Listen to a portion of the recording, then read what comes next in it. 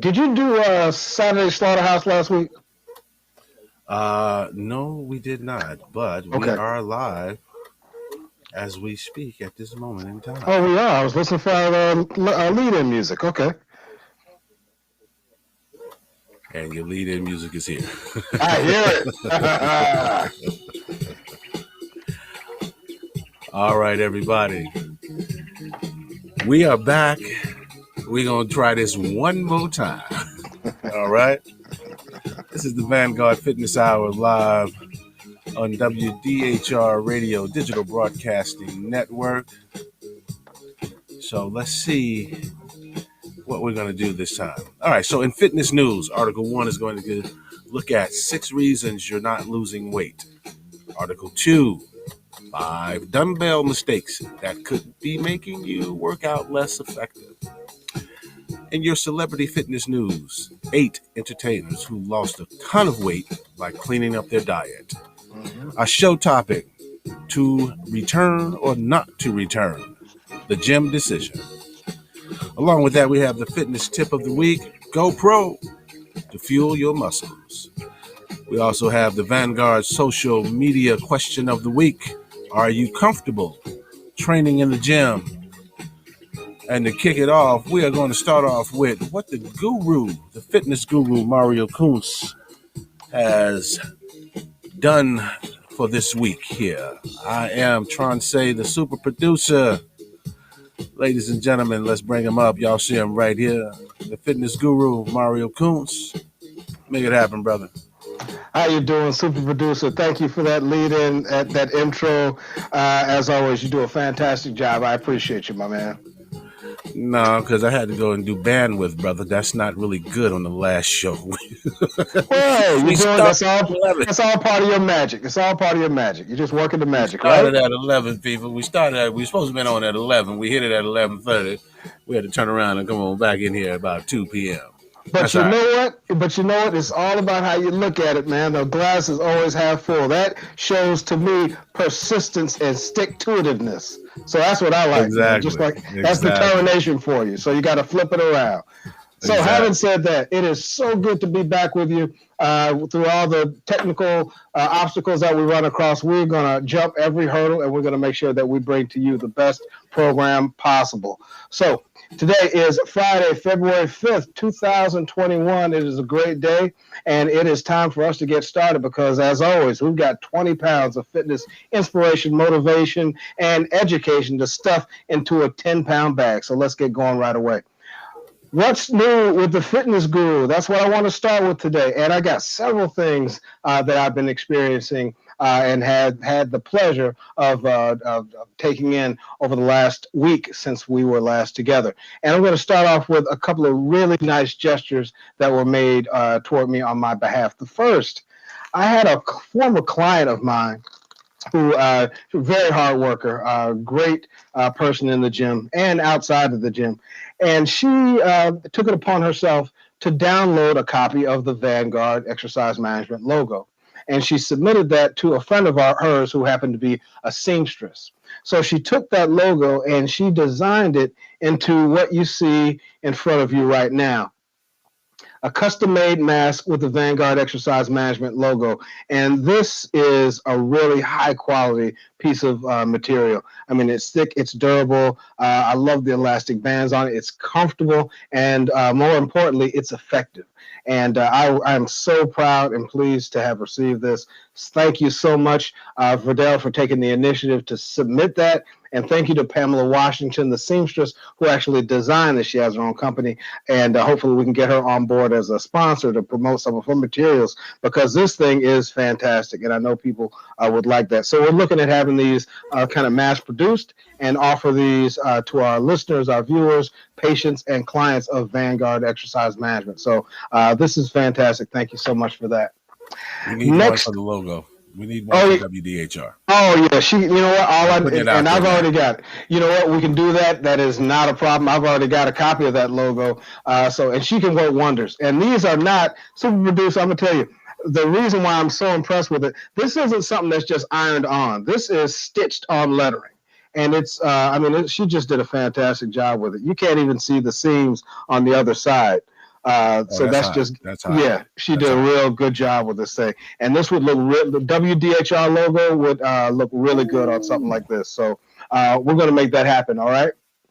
Oh, we have to. We have to. Okay. Not a I'm not problem. going to continue to be the super producer if I don't get a mask. Listen, you can't help but be super producer, man. That's like trying to change your skin color or something, man. That ain't going to happen. No, that's not Next going to up, happen. that's absolutely right. Next up, I had a patient of mine, and I've been so impressed with her progress. She is a physical therapy patient, and we've been working together for a couple months now. And her progress has just been astounding. And one of the biggest accomplishments, or one of the hugest benefits that I get out of, or most rewarding thing that I get out of being a physical therapist and exercise rehab therapist, is the look on people's face when they have improved and their quality of life is better and they're moving without pain and they're able to function independently. There's no better feeling in the world. I love that. It's the same as when I'm working with a personal training client and they've gone from being overweight and in pain and unhappy to someone that is more in shape and able to operate on a higher level, and they're happier about their own existence. So I had that patient come to me last week, and she just handed me this as she was leaving out of the door after a session. And I did not open it yet. I wanted to go ahead and do that in front of all the viewers and share with you what it is that I'm experiencing right now. So I haven't opened this yet. I'm going to pop it open right now and see what we have here. And I have a good idea what it is just by the feel of it.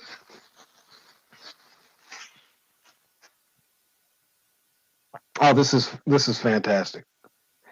I got another mask, folks, and this one actually has the words stretch on it. And the reason why this to me is so significant, the fact that she gave that to me, a big part of her exercise rehab therapy and physical therapy was flexibility training, just improving functional movement. And a lot of that was built around effective stretching techniques. And she just knocked that out of the park. For her to give me this, this is fantastic, because now when I wear this over my face, I'm really promoting the fact that stretching and flexibility training is so vitally important to enhancing quality of life. So thank you very much. Unfortunately, I can't say her name on the air just because of HIPAA laws, but you know who you are. And I really appreciate this gesture. This is fantastic. Thank you so much from the bottom of my heart. I really appreciate it. All right.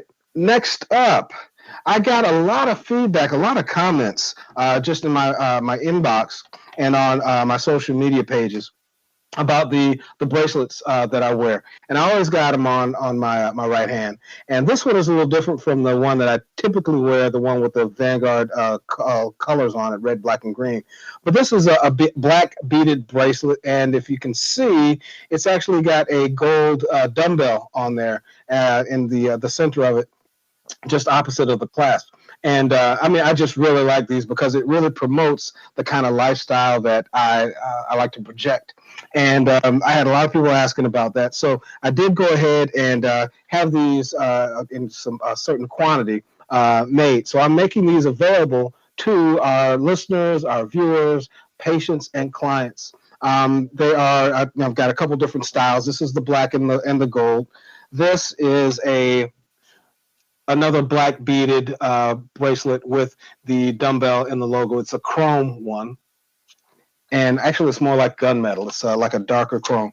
And this one is for the ladies. It's kind of a light blue with a chrome dumbbell in the center. So I'm playing around with colors and designs and that sort of thing. But these are just some of the ones that I am making available now. So if you are interested, just go ahead and shoot me an inbox message and I'd be happy to get one or however many of those that you would like out to you. And like I said, a lot of different colors are going to be made available as well. So that has been a fantastic ongoing kind of a process. And I appreciate the feedback because that motivated me to start to make that happen.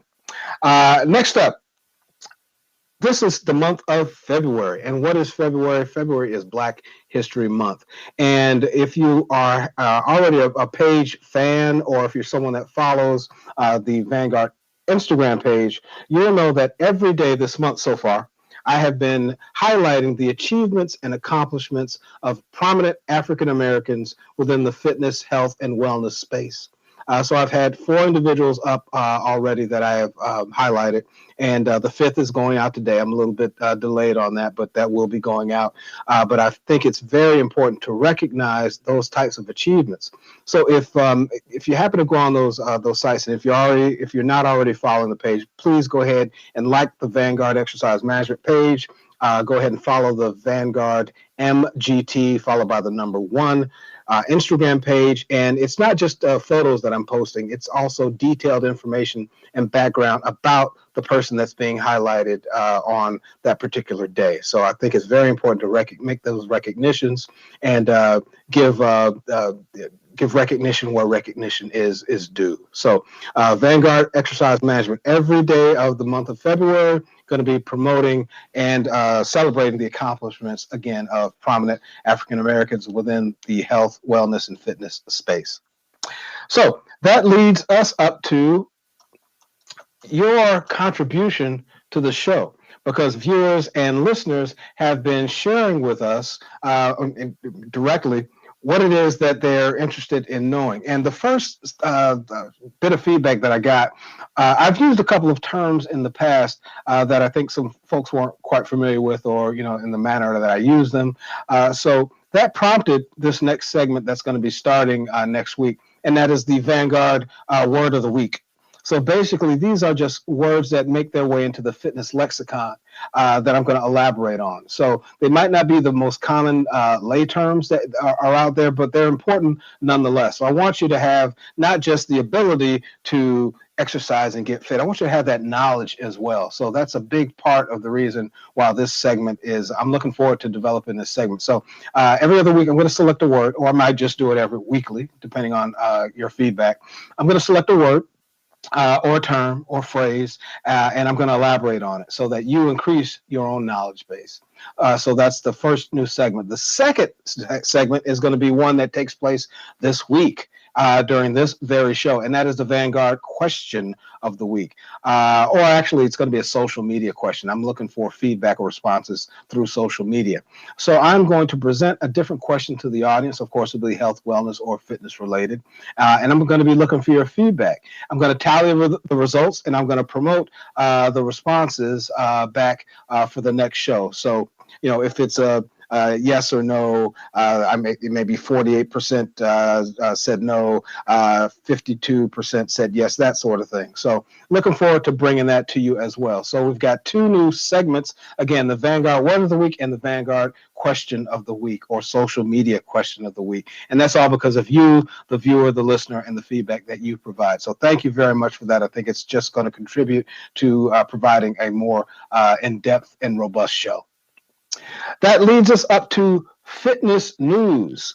And I've got a couple of new articles that I want to share with you that I found to be very interesting. And I'm going to kind of summarize those. And the first is 6 reasons why you're not losing weight, and how you can start making progress. So basically busting through those hurdles and overcoming those obstacles that might hinder you from actually losing the weight that you're looking to do. Because let's face it, most people that engage in fitness, the vast majority of them are doing so in an effort to lose weight. So that's what this article is about. So even if even with a workout regimen and a diet plan, it is still possible for various factors to hold you back from achieving whatever your weight loss goals are. And these 6 things are going to really highlight those. So the first, and to me, it's one of the most significant because it has to do with mindset. And I firmly believe that what the most significant or prominent muscle that you have in your body is right here, what's in between the ears. Your mindset is all or nothing. And what do I mean by that? you set standards that are too high. In fact, they're so high that they're going to be tough to stick with, and they might end up backfiring. This kind of blows up in your face a little bit. You feel like you have to eat 100% clean, and you have to totally eliminate the things that bring you joy, even though they might not be particularly healthy for you, like that slice of cake or a piece of pizza. When you deprive yourself of those things, what did it do? It typically will make you want them more. Your cravings increase. And there's a good chance that you're going to end up giving in to those cravings and possibly even binge on the items that you're depriving yourself of.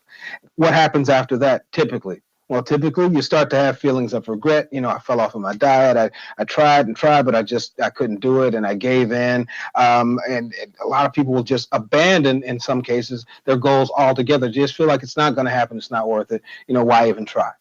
Don't want you to be that way. You want to allow yourself some room in your eating plan or your meal plan for that slice of pizza, that piece of cake, whatever the case might be. And maybe you're doing it every other Friday. Okay, just to throw out a day of the week. That way, that feeling of deprivation is not going to overpower you and get you to the point where you just give in and then you just go nuts and you're really binging on those foods and falling off of your diet plan completely. The same goes for exercise. Instead of forcing yourself to work out every day of the week, no matter what, plan on exercising 5 days out of the week and maybe giving yourself 2 rest days. So maybe you're working out on Monday and Tuesday, Wednesday is a break day, Thursday and Friday, Saturday you work out, and then Sunday is your rest day. So you can play around with that, whatever works best for your schedule, but allow yourself that time to recuperate and rest up, because the body needs that. If you're working out 7 days out of the week and you're going at it hard, hour and a half, 2 hours in the gym, the body never has time to repair itself. And that's when you actually see muscle growth. And what occurs is when you're working out, that soreness, that's basically, you're breaking down that muscle. And when you rest the body has an opportunity to rebuild itself. And not only do the muscles come back to where they were, they increase in size and strength and durability. You're actually building that muscle. So that's all. That rest period is a very vital, important part of your training regimen, no less than getting enough sleep per night. So that's the next one. Number 2, your genes might actually be working against you. And what do I mean by that? Depending on your physiology, you might be the type that gains or holds on to weight more easily than other folks. Now, some people are out there and they're just naturally muscular. They have a naturally speedier metabolism than other folks, while other people tend to carry more fat and they burn calories at a slower pace. So you have to make accommodations for that. Everybody has different metabolic rates, and when I'm talking about metabolic rates, the rate at which your body processes food and turns it into energy, right? Even different personalities. All of these things have an impact on your weight loss efforts. So you need to think about that, taking it into consideration.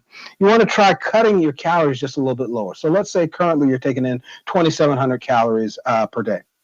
Try reducing that number from 2,700 calories a day to 2,500 calories a day. Okay, and kind of go from there. So as opposed to making a monumental, significant drop in caloric intake, going from 2,700 down to 1,200, you want to just kind of incrementally cut those down. That's going to give you a better effect during the long haul. So consider doing that. Keep a closer eye on your refined carbohydrate intake. That's key. And try incorporating HIIT training, which is high intensity interval workouts. High intensity interval training workouts. That's what you want to start to add in. So those are all very strategic methods that I think will kind of get you over the hump. You might be a little too consistent. And what do I mean by that? Because everybody thinks that, if you're consistent, that's got to be a good thing, right? Not necessarily so. So let's say in terms of your eating habits, every day it's a salad. And every day you're doing the same workout routine in the gym. You're probably going to get into a rut. And what happens when you start to get in a rut? When you're exercising, you're doing the same movements over and over and over again, it starts to get easier, right? Because the body has adapted. And now that you're not seeing to making any progress, that's typically because the body has adapted to the point where there's no need for it to make any changes. because the stressors that you're consistently putting on it haven't changed. So there's no need for the body to change. You want to mix things up. The same thing with your eating. Now, although eating that salad day in, day out isn't going to affect your metabolic rate in a negative sense, it can induce boredom. And what happens when you usually get bored? A lot of times that entices rebellion. So you want to mix things up. So good example in terms of your workouts. If you're used to, say you're doing sprints one day, and then the next day you're going to do a slower jog, and kind of keep the body guessing a little bit, so it's not getting so accustomed to the same things over and over again. So those are some things that you want to try. In terms of your foods, you want to make sure you've got a variety of things available to you that all fall within that nutritional plan that you're embarking on, okay? Number 4, you may be working out too much. I see this a lot, particularly with newbies, people that are just getting started. They're so gung-ho about this new exercise regimen, and they're excited, and they want to go every day of the week and, twice a day. I've seen people doing that. And what happens? They get burnt out, right? We feel like, a lot of people feel like the more I work out, the more benefit I'm going to get, and the more I'm going to be able to eat because I'm going to be burning off all those calories, right? You don't want to fall in that trap. Over-exercising, another detrimental effect of that is it's going to put stressors on your body and put you at higher risk for developing overuse injury. And if that happens, now you're sidelined for several weeks in some cases. And that's really defeating the purpose. That's counterproductive. So you want to go for that sweet spot. What's the sweet spot? In terms of your caloric exercise, your cardiovascular exercise, your resistance training exercise, you want to aim for at least 150 to 300 minutes per week of moderate intensity exercise. If it's high intensity exercise, the goal should be anywhere between 75 to 150 minutes. So that's kind of the window that you want to go for. Number 5, you may not be eating enough. This is so common when people are trying to lose weight. Not all people, but the majority of people are trying to lose weight. What do? They basically stop eating. They significantly restrict the amount of calories that they're taking in. So the thinking is, well, if I'm not eating, I'm not going to be gaining any weight. Well, what happens? The body is such a complicated machine. It adapts. So if you're not taking in those calories anymore, what's going to happen? Your metabolism is going to start to slow down. Why? Because it's conserving its energy. Okay, it doesn't know when those meals aren't steady anymore. So now it doesn't know when it's going to get that source of calories in for energy expenditure. So it's going to protect that body. Okay, we're going to save as much as we can because we don't know when you're going to need that energy again. So in that process, the metabolism slows down. It makes it harder, more difficult to reduce your weight. Extreme caloric restriction can also lead to a loss of muscle. And why is that? Why does that happen? Because muscle tissue is the most metabolically active tissue in the body. So here's my suggestion. Instead of doing those crash diets, then you want to start to aim to curb or reduce your caloric intake by anywhere from 300 to 500 calories per day. Okay. Over the course of the week, you're going to be looking at a weight loss of anywhere between 0.5 pound and 1 pound of body fat per week. And notice I said body fat, not body weight, because we don't want to cannibalize muscle tissue. All right. At any case, you want to be consuming at least 1,200 calories per day. Okay. Anything below that is basically you're going to caloric deficit, and that's going to have some detrimental effects. So you don't want to fall into that category. Last thing. Your stress is out of control. Stress is not just emotionally taxing or draining. It can also really convolute the weight loss process. It sends the body into confusion. The more stressed you are, the more cortisol your body produces. Cortisol is the stress hormone. Stress, and I don't have to tell you this, you probably already know that does horrible things to the body. So I know that particularly during these times, we're in the middle of a pandemic. People are worried about their jobs. People have lost income. We've had this very trying political season that's been taxing on everyone. A lot of us are still sheltering in place. We got social distancing. There's just so much going on. It's a very stressful world. Every time you turn on the TV, there tends to be something negative. So that has an effect on you. So although you cannot control or reduce all sources of stress, you can work to identify some stressors that you might be able to control. And once you're able to do that, you're able to reduce those stress levels. And I guarantee you're going to have more benefits if you do that. So those are the 6 items that I wanted to share with you in terms of making sure that you are doing everything that you can to make sure that you are getting the benefits out of your nutritional plan and your exercise regimen as you go through this weight loss or fitness journey. So that's the first one. Next story I wanted to share with you has to do with the tried and true exercise equipment piece, which is the dumbbell. And I just got a little light one here. I just want to show that with you. I'm sure a lot of you already have dumbbells. And why have dumbbells become so prevalent? Well, with the onset of the pandemic, a lot of gyms were closed. A lot of people, even in cases where gyms were closed, a lot of people just were very hesitant of going back to or starting a new gym membership. So that's why you saw a lot of store shelves just empty when it came to fitness equipment, particularly in the earlier months like April, May, June of last year. Equipment was just at a premium. People were scooping up in record numbers dumbbells. So now people have these dumbbell sets that they're at home with, and some of them, some folks are not really entirely sure how best to utilize those. Well, I'm here to say that if you are using your dumbbells incorrectly, you could actually be reducing the effectiveness of your workouts. So what I want to share with you are some tips that you can use to make sure that you're using your dumbbells effectively and properly. First thing, or mistake that most people make. I often see this, they're not holding the dumbbell correctly. In a lot of cases, it's as basic as that. Okay, you're holding dumbbells with a bent wrist. So here, okay, you don't want to have a wrist that's not rigid. When you are holding a dumbbell, the weight should be directly over that forearm and the wrist. Okay, you want to have a nice tight wrist in that area. You don't want to start to do a curl where you've got the weight that is parallel to the ground and dipping below like that. All right, you want to make sure that it's nice and straight when you're working those with those dumbbells. It's crucial to keep them straight and rigid throughout the entire movement. Okay, that means that when you're holding your dumbbells, again, you stack those weights directly above the wrist in order to get the most benefit out of it.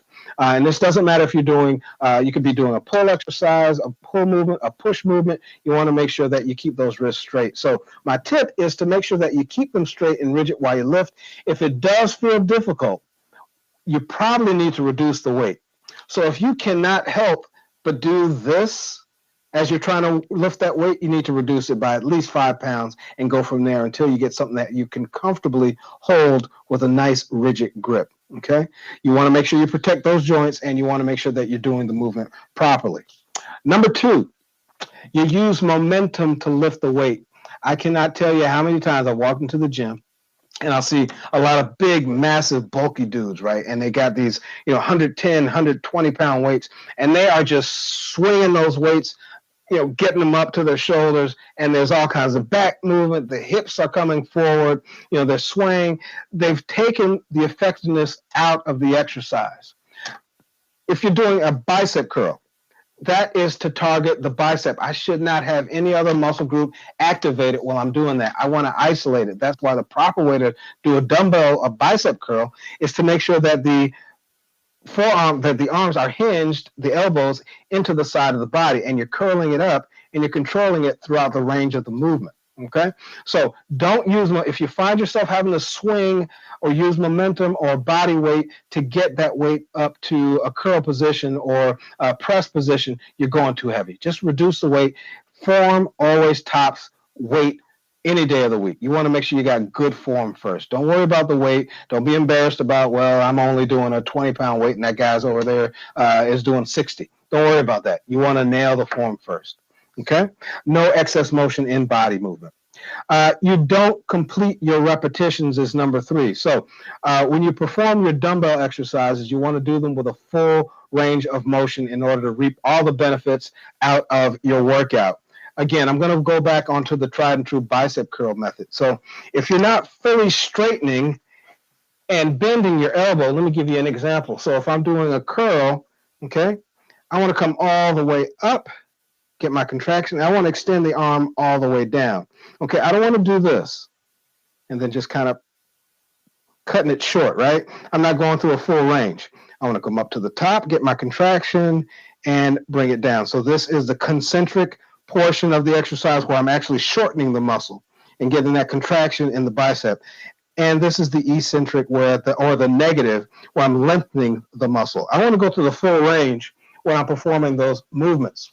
So if I'm not doing that, I'm not getting the full benefit out of that exercise. So I want to make sure that I'm utilizing a full range whenever I'm using my dumbbells to get the most benefit out of it. Number 4, you're not working against gravity. So from the beginning of the movement to the end of it, you want to avoid breaking down your form. So you've got to be able to make sure that you position your body in a certain way so you're engaging the right muscles. That's why a lot of exercises begin with, tightening that core, okay, and making sure you get a contraction at the top and a stretch at the bottom. What you want to do is to make sure that you adjust your exercises so that you're moving against gravity while you work out. Okay, this is going to allow you to initiate the muscles that you're targeting. So if you are working a particular muscle, and it could be triceps that you're using for your dumbbells, it can be an overhead press, when you're bringing those muscles up, I want to feel that muscle. I want to engage it properly. Okay. Number 5, I kind of mentioned it in tip number 4, you don't engage your core. That has to do with your posture and core muscles, your abdominals, obliques, lumbar spine, or lower back. These are all part of those core muscles, and you want to make sure that they are engaged, okay? When you have a nice, tight core, you're going to be more stable. You're going to be able to exercise more efficiently and effectively. So don't forget to engage your core. So a lot of times people ask the question, well, how do I engage my core? How do I, brace my abs? The best example I've ever used, and I share this all the time with people, what I want you to do is to imagine you're about, and I know it sounds crude, but imagine you're about to take a punch to the stomach. Okay, you see it coming. There's nothing you can do about it. All you can do is brace yourself for it. You want to engage those abs, bear down, tighten them up, so that when that impact happens, it's not having as detrimental an effect as it could have. So you're just squeezing on those abdominal muscles, tightening that core. That's what it's all about. So those are 5 things that you can utilize in order to make sure that you are utilizing dumbbells correctly and getting the most benefit out of your exercise routine. So let me have super producer Tronce jump in for a minute. Anything about any of those first 2 articles that stood out for you that you find to be noteworthy? Dumbbells, actually. The dumbbells. Okay. I've got, I wouldn't call them dumbbells. Actually, weights. About got 2 40-pound weights here, and okay. So all right. that definitely, the dumbbell piece definitely gave me a better understanding in regards to what to do, how to position myself in that sense. Because when I started with them, I was hitting the YouTube channels, and not to say that YouTube is bad. The channels No, not at all. on there, definitely are great, but I guess for me it was just more so the positioning aspect of it. So Okay. looking at that and understanding what you're saying, now I have a better understanding as far as how to position myself and basically create a little bit of my own exercise routine. Absolutely. Yeah. So And definitely. yeah, and that's the beauty of dumbbells. You can do so much with them, and it, with very little space. So I mean, I love it. And again, depending on the size, now those 40s, you're not going to be just toting those anywhere around. But you can get but you can get some good exercise with dumbbells, and they don't even have to be heavy weights. A lot of times, I've worked with individuals that and they're former athletes and that sort of thing, and we're going through an exercise routine, and we are doing, let's say, 21 curls or something like that, and I'll hand them a pair of 15s. And they're looking at me like, what is that all about? If you use proper form, you can make 15 pounds feel like 150 if you're doing it the right way. So again, form trumps everything. I learned that from a gentleman that taught me so much, and he said, it's all about the form. Form is everything. So that's what I wanted to share with the audience. All right. Next up. Before we go ahead. Please. Before we move, we need to send a shout out to Mr. Anthony Dixon from Health and Fitness. This group has been with us from the start, so they let us know when, and I got to give it to Anthony. Anthony, if he can see our show, he's going to type real quick on the back page, I can't see you all. There's a problem. I can't see you. So definitely big shouts out to Anthony Dixon from Health and Fitness Group. They watch us. They've been watching us from our first inception. So we definitely want to give a big shout out to them. You can't get any better than that, especially when they're, that on point with it. It's so funny. That's fantastic. Because, I share, and, when we go out there, and if he can't see, or they can't see, or his group tells him, we can't see him, he instantly comes back. We can't see the fitness guru. Okay. So I have to make sure that they see the fitness guru. So I think we're going to probably start a little earlier so that, the health and fitness group, they can actually see us prior to. Okay. All right. Okay. But definitely, you need to send a shout out to him, man. Anthony Dixon. Know what? Listen, Mr. Dixon, thank you so much for your support. We really appreciate you, and glad you've been along for the ride, and want to make sure that you continue to follow us and really just be a part of this, the Vanguard Fitness Hour family. So thank you so much. We really appreciate it. Thank you. Thank you so much. Thank you so much, guys. All right, back to you. All right. Just had to throw that in there. All right. I'm glad you did. That was great. Thank you so much for that. So the celebrity fitness news. This is a little different from the segments that I've done in the past regarding celebrity fitness, because as opposed to past stories that I've shared with you, this has to do with multiple celebrities. In fact, these are all entertainers, music celebrities. So I found this article, and I found it to be very interesting because for whatever, celebrities, they carry a lot of weight, a lot of status. A lot of people like to follow what the celebrities drive, or what they drink, or what they wear, and that sort of thing. And the same goes true for fitness. So I want to highlight 8 different entertainers in terms of what they did, because they've really made some significant strides in changing their bodies.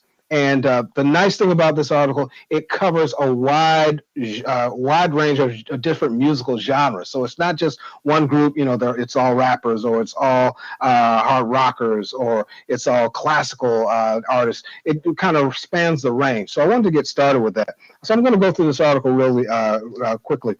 Sure, you may not have legions of fans or have Mark Wahlberg cheering you on, but you can be inspired by the weight loss success stories of these famous musicians who all recently cleaned up their diets to drop pounds and get into better shape.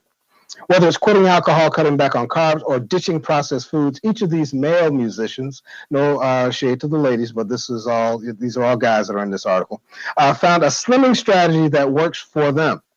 We're going to go ahead and jump into these. The first is Ed Sheeran. After gaining weight on tour from post-show Wine and Wings, Grammy-winning singer-songwriter Ed Sheeran cut back on alcohol and started exercising regularly, enabling him to shed an impressive 50 pounds. He basically lost a small child. He also quit smoking and started running in an effort to clean up his lungs along with his diet. And when we're talking about enhancing cardiovascular activity, if you are a smoker, it's got to go.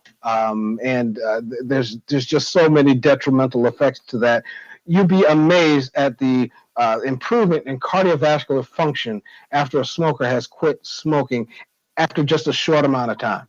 So that's our first one. Next comes from the country music genre, and that is Mr. Tim McGraw. Tim McGraw's 40-pound weight loss didn't happen overnight. It's been a decade-long process, which he opens up about in his new book entitled Grit and Grace, Train the Mind, Train the Body, Own Your Life. Like Sheeran, alcohol became a staple and a crutch for McGraw to get through his show. So he quit drinking, which was a smart move, since studies show how much alcohol contributes to weight gain.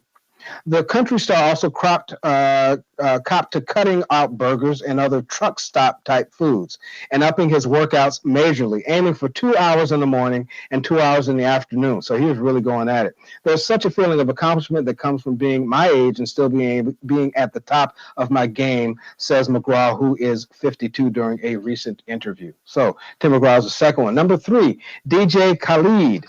And a lot of you, he's really been exploding on the scene. I've seen him in commercials and everything else. But DJ Khaled kickstarted his weight loss journey by partnering with Weight Watchers. back in 2017.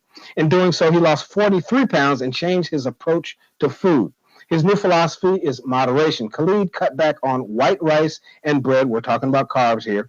Replaced sugar in his cappuccinos with stevia, which is basically it's a plant-based zero-calorie sweetener. So if you do like to have that some kind of sweetness, but you want to avoid sugar, that's usually a good way to go. And he started eating more fish and salads. He reportedly still indulges in his favorite sweets like pumpkin pie, only now he does so sparingly, and he treats it like a celebration. So it's more of a reward, which is kind of what I was talking about before with the last article that we talked about. The next celebrity on the list, Eminem. Early in his career, Eminem, and I didn't even know about this, but early in his career, Eminem ballooned to almost 230 pounds by constantly eating, and in his own words, eating badly. When I got out of rehab, I needed to lose weight, but I also had to figure out a way to function sober. He started running, but got compulsive about how many calories he was burning each day. He's since found more balance. Okay, he kind of obsessed about it. Mixing up his at-home workouts, he favors the P90X and Body Beast. And in April of 2020, he celebrated 12 years of addiction recovery. Number 5 is Kenny Chesney, the country crooner. He has one simple rule that he uses for keeping his fit physique. No carbs after 5 o'clock. That means no potatoes, no rice, no pasta, nothing. To make up for any carb cravings, what he does is he eats more protein and doubles up on his vegetables, so he can wake up feeling leaner in his own take on that. Low-carb diets have long been linked to weight loss, and Chesney's rules offer a manageable way to reduce that carbohydrate intake. So Kenny Chesney focuses on the carbohydrate aspect of his food intake. Next up, super producer, you actually mentioned this name to me several weeks ago, but number 6 on the list is Mr. Busta Rhymes. Remember you were telling me about him, right? Oh, yeah. Yeah. All right. Yeah. So at age 48, rapper Busta Rhymes proudly claims that he is in the best shape of his life. Rhymes experienced a major turning point after an emergency surgery in 2019 forced him to take his health into his own hands.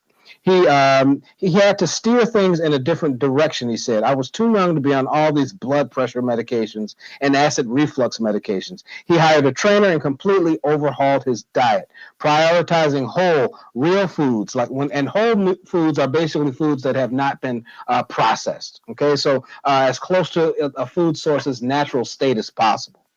He substituted real foods like oatmeal and eggs for breakfast, salads for lunch, and fish or steak with lots of veggies for his dinner. Number 7, and I got to admit I wasn't familiar when I saw the name, but when I saw the group, it made sense. And that person, that individual is Dan Reynolds, the lead singer of Imagine Dragons. His weight loss was actually a side effect of a much more serious health endeavor. Reynolds has a rare autoimmune disease called ankylosing spondylitis, which has caused him constant agony for years. It's actually a very painful, debilitating condition. In order to manage his pain, Reynolds overhauled his diet and exercise routine, and now he's ache-free and happier than ever. And he's also completely shredded. He's really defined himself, toned and tightened those muscles. He sticks to a clean, anti-inflammatory diet that's full of nutrient-rich fruits and vegetables and complex carbs: oatmeal, berries, bananas, salad, sweet potatoes, brown rice, chicken, lamb, and lots of olive oil, which is a much better option than canola oil or vegetable oil. Number 8, and the final celebrity on the list is Rick Ross. After a hypertension diagnosis, hypertension is basically high blood pressure, the rapper and chicken wing devotee, they call him, who owns, and there's a reason for it, and I didn't know about this, he owns 25 Wingstop franchises. Rick Ross dropped a staggering 100 pounds, so he's by far the biggest weight loss champ on this list. How did he do it? According to him, it's all about balance. He has added healthy snacks between meals and slows down eating heavy meals later in the day. Per his doctor's orders, he also cut soda. I cannot tell you how significant soda reduction or elimination, what a difference that makes. I have had clients that I've worked with that have lost weight strictly by eliminating soda. didn't increase their exercise routine, didn't change their diet much. They just cut out the soda. It is huge. So if you are serious about losing weight, you are a soda drinker, you need to take a good hard look at what it's going to take you to eliminate that from your diet. So that's so my hat's off to all these, particularly Rick Ross. I mean, to lose 100 pounds without surgery, that's pretty significant. So congratulations to all these celebrities. Great work, and I hope they stay on the right track of health, wellness, and fitness. So, super producer, any feedback from me before we get to today's show topic? What are you thinking? Big ups to Rick Ross.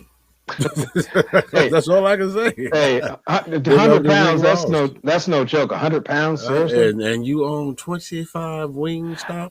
I had no idea. And there's one right. I wonder if he owns the one around the corner from me. You never know. I mean, why not diversify and have them in different cities in that? I don't know where they're located, but who knows? But for all the celebrities, you know, we sent a lot of congratulations. Definitely a lot of congratulations. I like that. I'm not sure. I think you said McGraw, Tim McGraw. He did more of an inflammatory. Was that it? Anti-inflammatory, yeah. He suffers from an anti-inflammatory disease, ankylosing spondylitis. Yeah, and that kind of resonated with me, just kind of based on some of the things that I'm going through. So I think I'm gonna, have my doctor take a look at that. Good. That's a good way to go. The pains, so that kind of resonated with me a bit there. But congratulations to all 8. Definitely. Eminem. Big ups to Eminem. Big fan of Eminem's. So to see him do what he's doing definitely is impressive. It's totally impressive. It is. I didn't know he got that heavy. I didn't know it was 230 at one point. I just always have this image of him as this thin, kind of slim, trim guy. Yeah, I didn't know either. And I have to say, it's very it can happen. Just to kind of touch on, what I'm going through. I looked at it. We did the weight and everything at the doctor's office, and I'm 251. I'm 6'1.5". I'm not playing football. Okay, so I got you. Yeah, I should not be 251.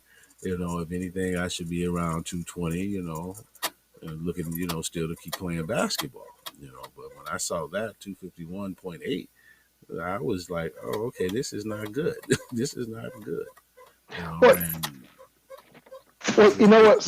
Sometimes we all need that wake up call, man. Definitely. And sometimes it's just, in your case, you saw the numbers on the scale, and I was like, I'm not happy with that. I'm not having that. For other people, it could be that ominous message from the doctor. Listen, unless you lose this weight, XYZ is what's going to happen to you. So, it really depends. So we all have our triggers, but we just need to use them as a fuel for the fire, so to speak, or whatever it's going to take you to get you to take that next step and start in a positive direction. Sometimes we got to take it. Yeah, we definitely. And again, like I said, big ups to the wife. She keeps me stretching as much as possible. That's good. Helps to have somebody in your corner like that. Oh yeah. Yeah, you sometimes get tired, but you're like, oh, go sit down somewhere. I don't feel like stretching right now. I know it. But the diligence is there. So that's good.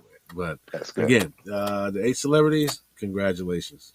Absolutely. Definitely. All right. Okay, cool. Thank you. All right, so that leads us up to our topic of the day.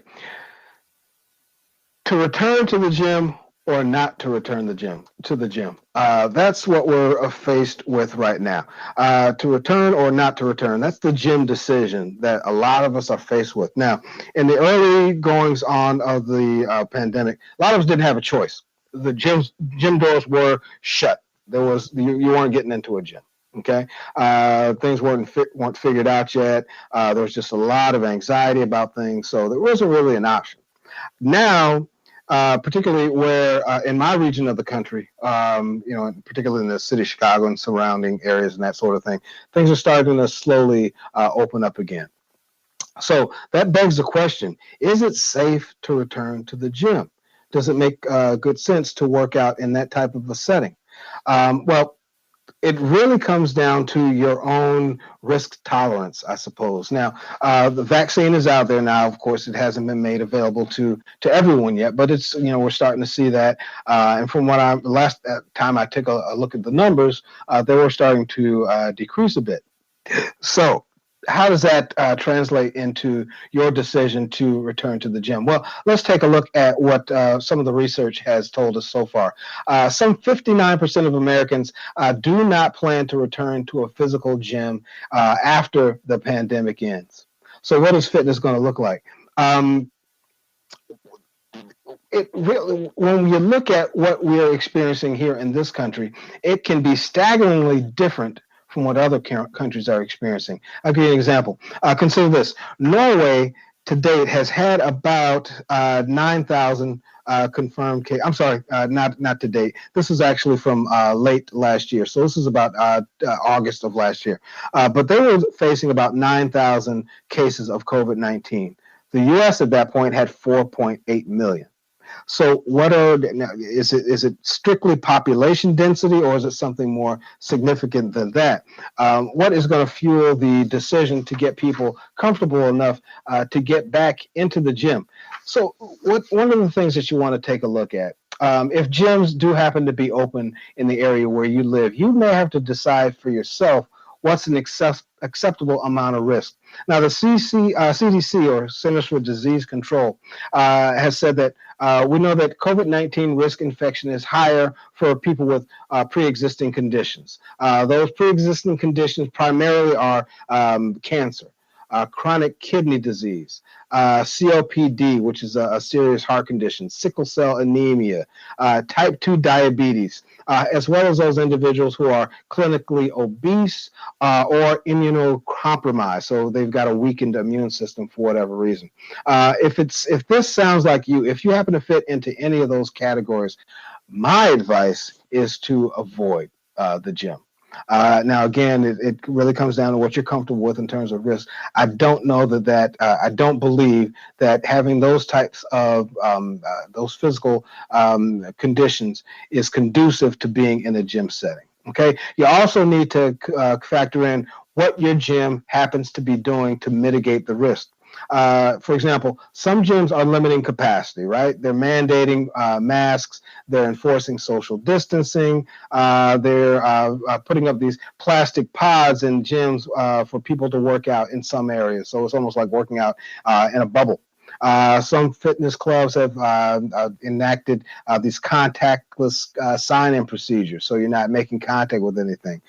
There's contact tracing. There's temperature checks on entry. There's increased hand washing and hand sanitizing stations. So have the locker room cleaning schedules increased. So what is that gym actually doing? My advice would be to speak with a manager. Before you return to that gym or decide you want to sign up for a new membership, if your gym in question is opening, you definitely want to take a look at what it is that gym is doing to protect its members. If the answer is not significantly reassuring for you, I'd walk right out the door. Okay. I've seen or heard stories of gyms that are open right now that, you're required to wear a mask as you enter the building. But as soon as you walk in, they are, you can take it off and do whatever you want. So how comfortable are you, would a person be under those types of circumstances? So it really comes down to taking that time to find out what it is that's going on in that area. You can also take a look at the numbers that the current area that you live in is experiencing. So what is your COVID infection rate? What is the rate for new infections? What is the death rate? So some states are higher than others. I mean, I would just take a look at between Illinois and Indiana. I happen to be in Illinois, and the state next door, Indiana, has had rates at some points 3 times or double what we've seen here in Illinois. So it really comes down to that. So what's going on in that particular area that is going to make you either uncomfortable or comfortable enough to make the decision to return to that gym? The prevailing decision or thought process that I'm seeing is that people have become used to working out at home or working out on their own in an open area. Now, how that's going to affect the gym industry going forward remains to be seen. But it's something that definitely needs to be taken into consideration. So, are gyms going to go the way of the arcade? I doubt that completely. But the face of it, the way that it looks, the way that the fitness industry is going to evolve, is definitely going to be affected by this pandemic and what's going to happen going forward. So that is something that I would definitely take into consideration. So it really, again, do your homework. What makes the best sense for you? You've got to take not just yourself into consideration, because what happens is people that exercise on a regular basis, they tend to be the individuals that are at less risk. They're in better condition, that sort of thing. So the thinking is, well, I don't really need to worry about it, because even if I do get sick, I know I'm going to be able to fight it off. I'm not going to have those detrimental effects. You have to think beyond that. If I were to become symptomatic, or even if I was asymptomatic and I became a carrier for COVID-19, it's probably not going to sideline me. It's probably not going to get me to the point where I'm bedridden or require hospitalization. But I have to be considerate of the people that I'm around. That's the important, my family, my friends, whatever the case might be. So I have to make sure that I'm taking the time to do that and consider the people that I come into contact with on a regular basis. So it's not just about you when it comes to that. So I know that Super Producer, we have been talking about that before, and I think that he wanted to jump in with that. So Super Producer trying to say, what are your thoughts on returning to that gym or getting started at a gym? What do you think about it? I like exactly what you said as far as people making sure that they are healthy enough to go in, but you can never take for granted that you can be so healthy that you're able to fight something off. Okay. As Right. far as going back to the gym, you know, it's an understanding, and for me, it's an understanding in regards to just the career path that I have taken, as far as not just music and production and everything, but also I have a degree in IT and computer science, so I know that there's a lot within this pandemic that has brought you know people back home, basically. Okay. Right. And as far as working out, there seems to be a lot of that. And based on the show that we do, I have to do a lot of research to make sure that, we fact check, we do everything correctly.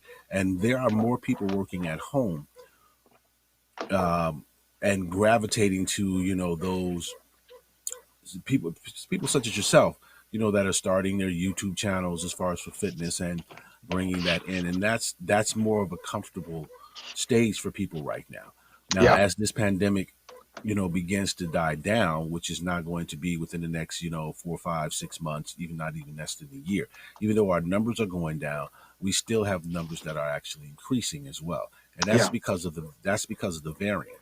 So we can't put that to the side as far as the variant is concerned, because Correct. that is still there.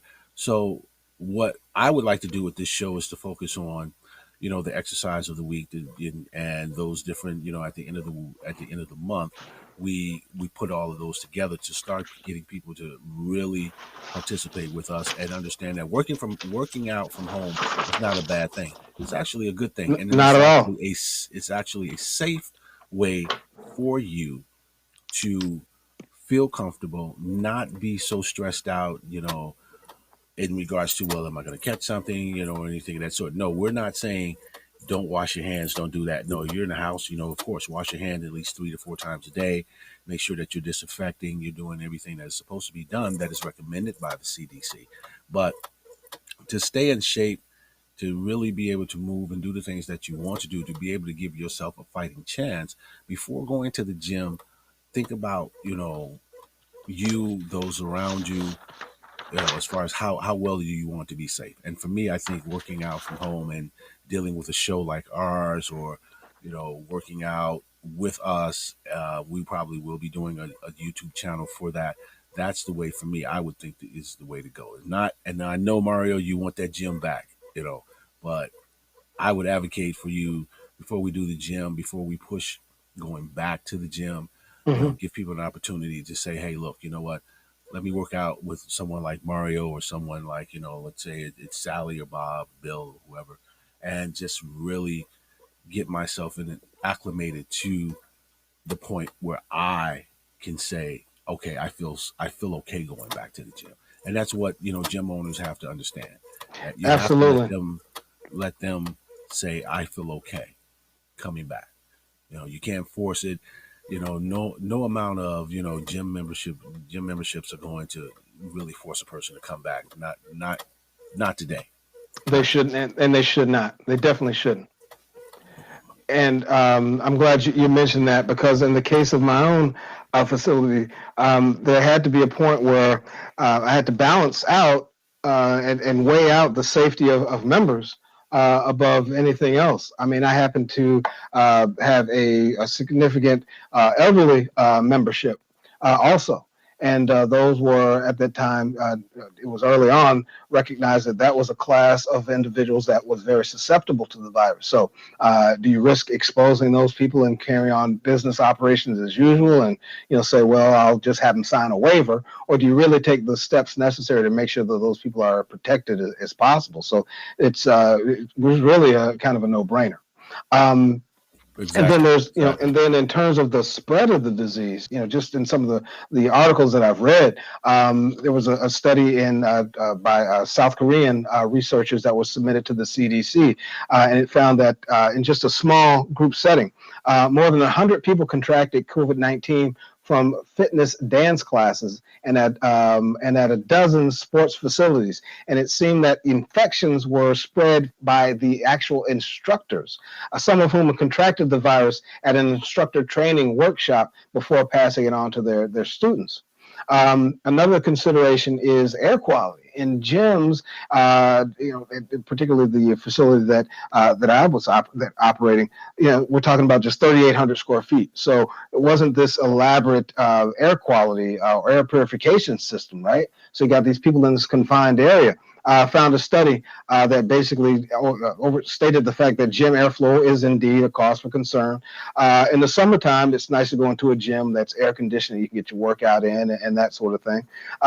However, in the study, researchers determined that 10 people who ate at the same restaurant in Guangzhou, China, contracted the virus from respiratory droplets that were circulated by an air conditioner.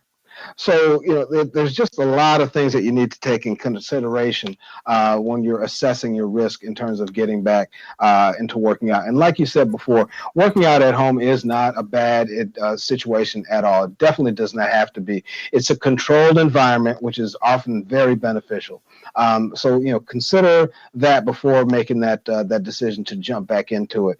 And if you do happen to do it, you want to make sure you're taking all the precautions necessary, making sure that your equipment is wiped down, making sure that you social distance as much as possible, making sure that a lot of gyms require masks to be worn. I find it particularly difficult to work out wearing a mask. It just inhibits, for me anyway, my airflow and my oxygen processing. So I prefer to work out, alone or in open spaces. But for some folks that don't mind doing that, just make sure that you're safe and doing everything that needs to be, taking all the precautions that are necessary to make sure that your workout is as effective and safe as possible. You heard it So, here right now on the Vanguard Fitness Hour from the Fitness Guru. all Be safe.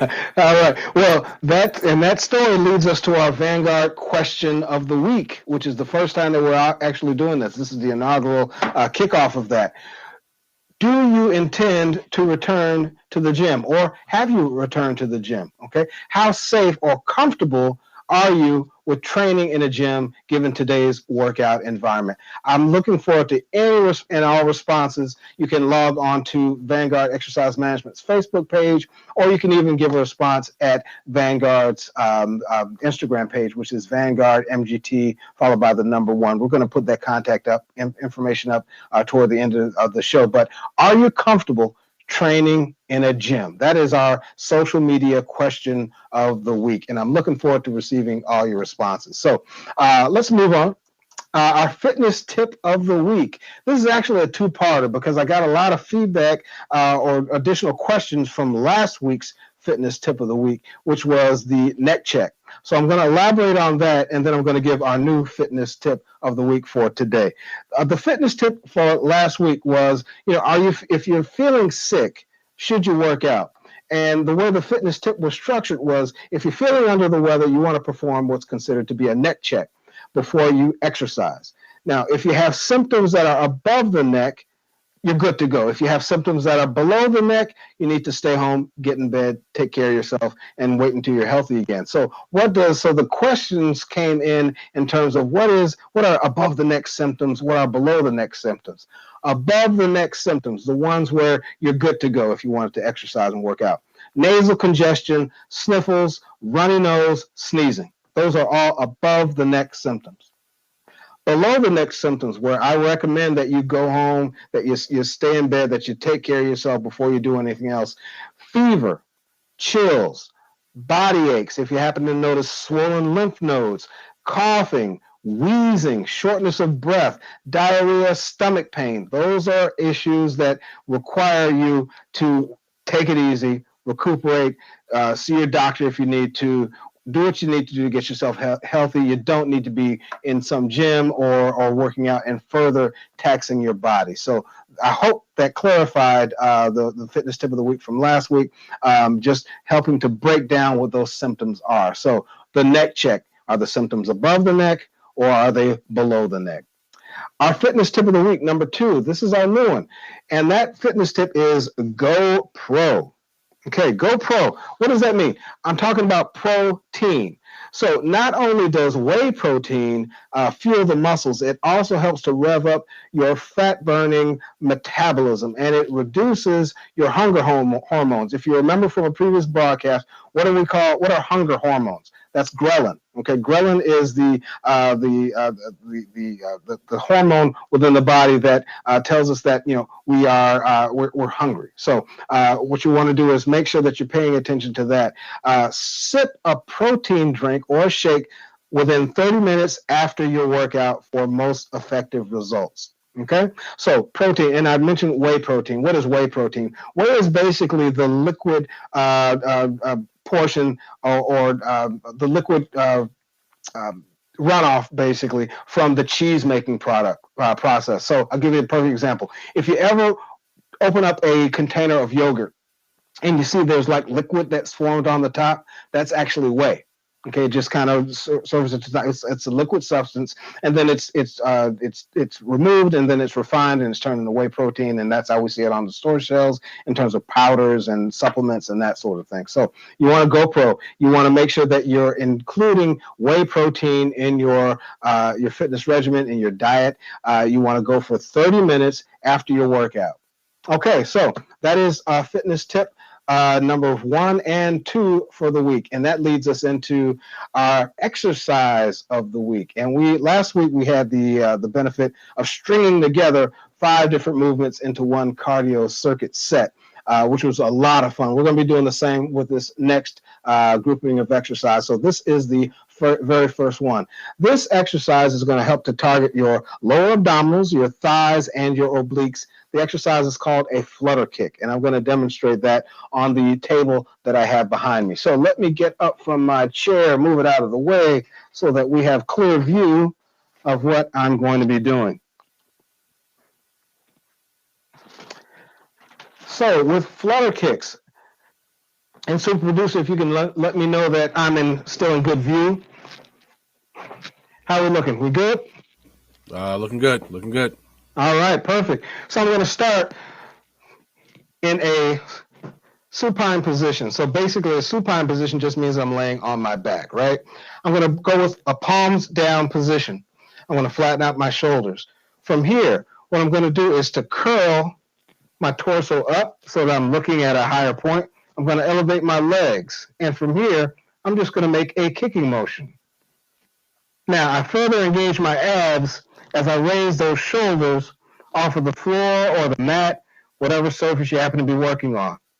And I'm just kicking those legs up and down. I'm never allowing the legs to touch the floor underneath me. I just keep that motion going back and forth, nice and smooth.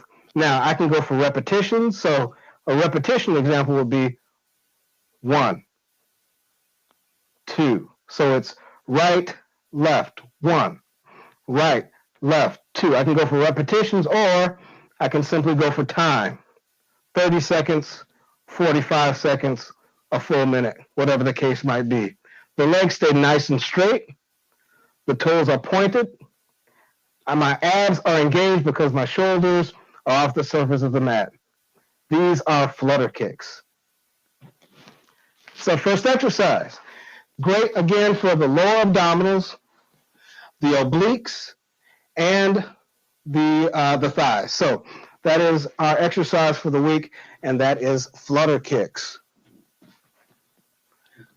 Great exercise to include in your overall training regimen, particularly if you're focusing on abdominal development. If you're not already doing it, it's a great exercise to include in your overall routine. So next up, where are we now? We've actually come to the end of the show. So again, don't forget our question of the week. We've got rebroadcasts of this show on WDHR Radio's website.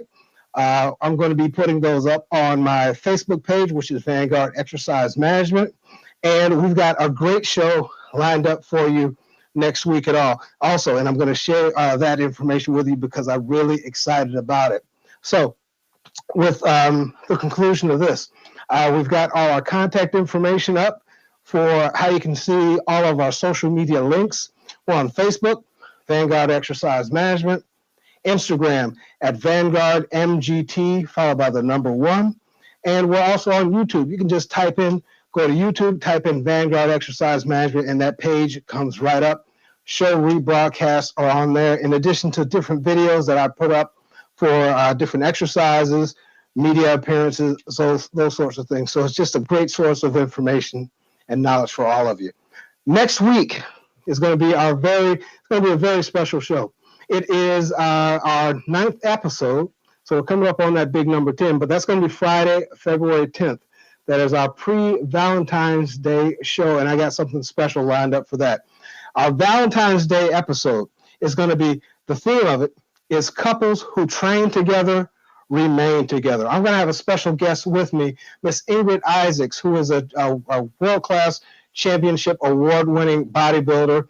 She's won shows just like I have. She's going to be my partner for the day. We're going to be going through a series of workouts together that you can do with your partner throughout, not just on Valentine's Day, but any day you decide to work out.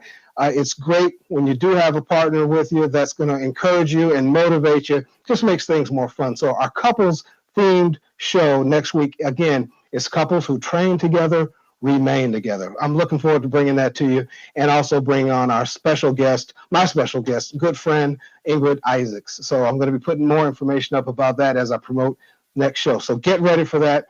Make sure that your spouse knows that, hey, you're going to be working out with me next week, because I want to see you all there together. Having said that, anything else that you want to add, super producer Tronce? No, not at all. I mean, there you go. You pretty much got it right there. All right. Go ahead and let's make it happen. Well, beautiful. All right, people. Yes. Oh, go ahead. I'm sorry. No. That's it, y'all. That's it. The Vanguard Fitness Hour, brought to you by WDHR Radio Digital Broadcasting Network with the fitness guru, Mario Kuntz. Tune in next week, February the 10th, for the Valentine's Day special. Couples who work out together, stay together. All right, now we go. I want to see how crazy. I want to see how crazy this gonna be. I'm gonna have my wife with me as well. Yes, it's gonna be interesting. Good. It's gonna be great. This is gonna be interesting, right here. Yes, it is. So it's gonna be interesting. Yep. So in the meantime, in between time, remember the Vanguard motto: train hard, eat clean, stay focused, and be sure to mask up. Keep yourself safe, and keep other people safe as well. All right? So we'll see you next time. Have a healthy day. Stay safe. And we're glad you're here. We're looking forward to seeing you again next week. Take care, everybody. Peace.